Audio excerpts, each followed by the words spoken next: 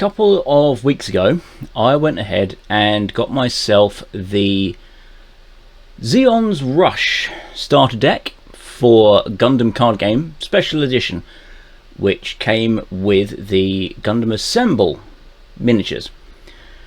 I've seen these advertised, and I think they're due out next year as their own thing, but Gundam card game is doing special decks with actual miniatures in them, so I thought I'd get them and do a little bit of a review on the actual miniatures themselves.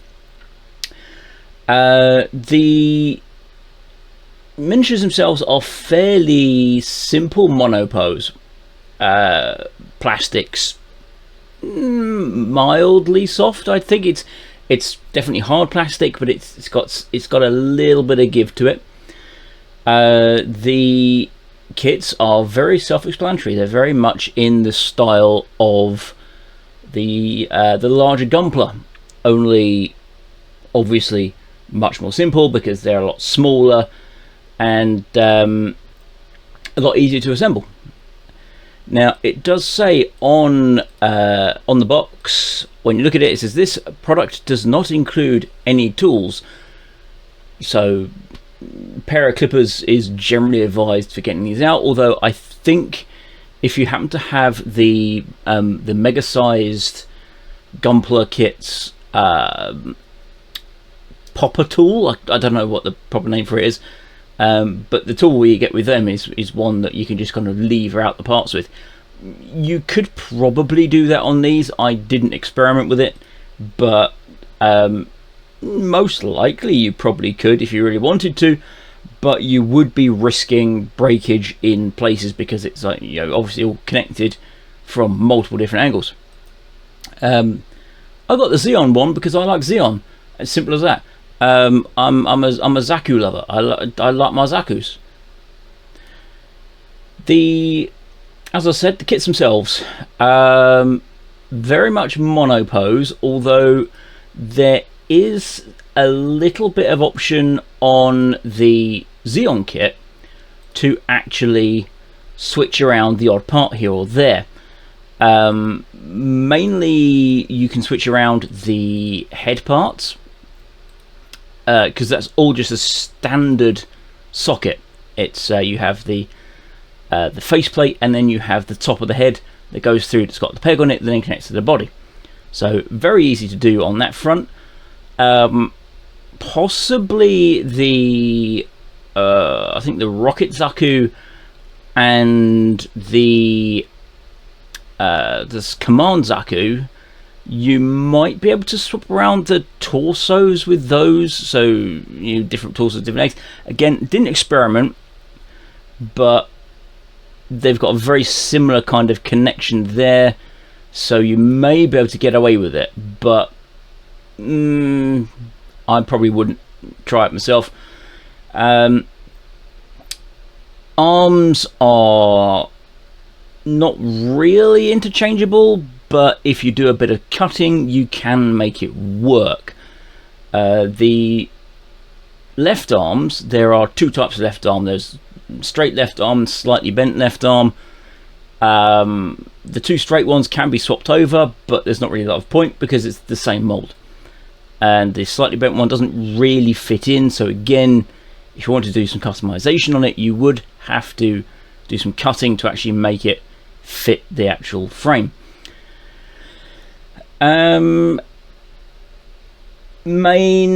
leg wise, again, each one's different, so they don't really go together very well if you want to swap them over, but then why would you? It's, you know, it's the same leg. If you wanted like this one that's standing up to swap over with a leg that's kneeling down, you'll just end up looking really kind of weird, and so there's, even if you manage to do it, there's not really much point.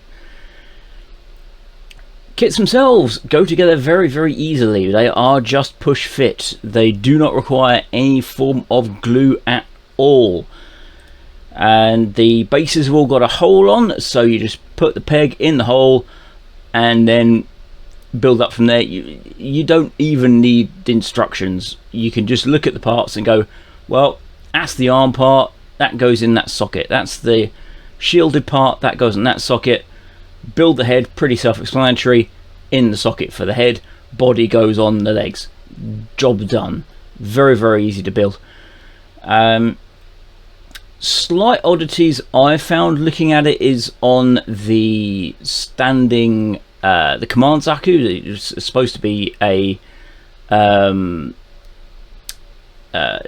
it's essentially it's supposed to be Charles Zaku. It's the way they do it, but there's a slight issue with how the molding's been done with the butt of the 120mm machine gun and the inner arm. That if you wanted to shave it down a bit, then potentially you could, but it doesn't really show up, and so it's only there if you're kind of really looking for it, in my opinion. As for painting them, very, very easy to paint as well. There's not really that many areas that you can kind of not really fit a brush into. There's a couple of bits, like I say, on the machine gun Zaku. The right inner shoulder can, if you got too big of a brush, and potentially you could miss a bit in there. The kneeling bazooka Zaku, the inner left leg and kind of around there, because it's squatting down on a base, again, that bit's a little bit difficult to get into. But the Heat Hawk Zaku, no problems at all. You're not really going to miss anything on there. The piping would probably be the hardest part, the chest piping. Now, it does recommend on the box painting them up as if they are just standard Zeon machines, so 2 in green and Command 1 in red.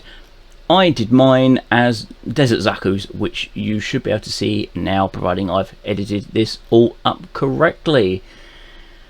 So, a fairly decent little kit, and you probably won't be able to do an awful lot of modifications with it with the other kits, because of course there are other Gundam Assemble kits that will be available, and potentially are available right now as actual Gundam card game special edition kits, which have the white base crew. I think you've got Wing, I think, and Unicorn, although I'm not 100% certain, because once again I just went, hey look, there's Zakus, go with the Zakus. Zakus are cool. I don't know the rest of those kits, so you might not be able to really kind of mix and match with them. Definitely with the Gundam team, the white base Gundam team, those are completely different poses, so you wouldn't really be able to swap around parts and put, say, Gundam arms on the gun tank. It just, the mold and the way that everything's positioned, it just would not work at all if you try to do it. By all means, you can give it a go, but I don't think it would end up particularly great in appearance. But that's it. It's a very small, quick review from me. I'd say just the models, not reviewing the cards, because that's not what I bought it for. I bought it for the models. Gundam Assemble, as I said, I believe is starting out next year, but these are the special edition boxes that if you look around you may still be able to find some, but they have been selling out very, very quickly, as I understand it, so you may have to look around a little bit to actually find some. I found 2 shops that were selling them. One actually had them in stock and was not too expensive, I think about 30 quid, I think, plus delivery. The other one was they can get it, but it's probably going to be a couple of months before it ships out.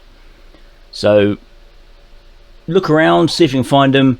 If you can't, then wait till next year, because I imagine Gundam Bandai are gonna chuck out a announcement to say, here's the big release, and then all your favourite model shops are probably going to get a whole bunch of them in. But that's it from me. That's a very quick review. Yeah.